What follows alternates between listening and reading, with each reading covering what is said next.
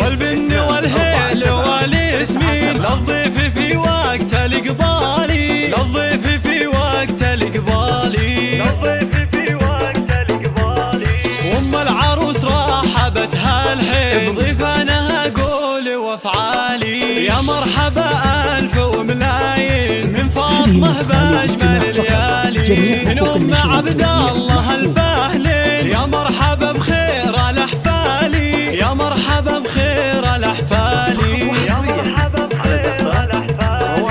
المحفل اللي ضياهي بيه عروسي تفرق على أجيالي، سار الحلا والغلا والذوق أوصافها ما لها مثالي، بنت الفخر قدوة الوافين عبد العزيز شيخ الرجالي، عبد العزيز شيخ الرجالي، عبد العزيز شيخ الرجالي.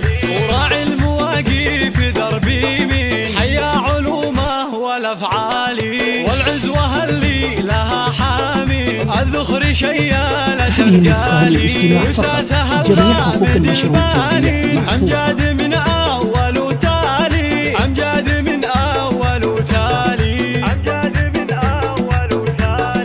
اهل المواقف درعمتين ولشانهم عز وجلالي، والختم جعل السعادة سنين وافراحكم يا عسى طوالي، يا مرحبا ويا هلا واهلين، يا مرحبا وحيك الغالي، ترحيبكم بود وريحان بضيوفنا والفرح عالي، والبن والهيل والياسمين للضيف في وقت الإقبالي، للضيف في وقت الإقبالي، للضيف في وقت الإقبالي.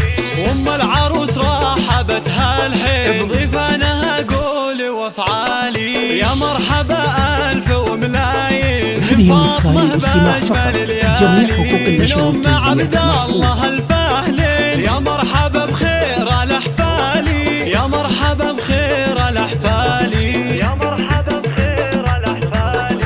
المحفل اللي ضياهي بيه بعروسي تفرق على أجيالي، سار الحلا والغلا والذوق أوصافها ما لها مثالي، بنت الفخر قدوة الوافين عبد العزيز شيخ الرجالي، عبد العزيز شيخ الرجالي، عبد العزيز شيخ الرجالي. وراعي المواقف دربي مين حيا علومه والافعالي، والعزوه اللي لها حامي الذخر شيالة ثقالي، وساسها الغامد البالي امجاد من اول وتالي، امجاد من اول وتالي، امجاد من اول وتالي. اهل المواقف درعمتين ولشانهم عز وجلالي، والختم جعل السعادة سنين وافراحكم يا عسى طوالي،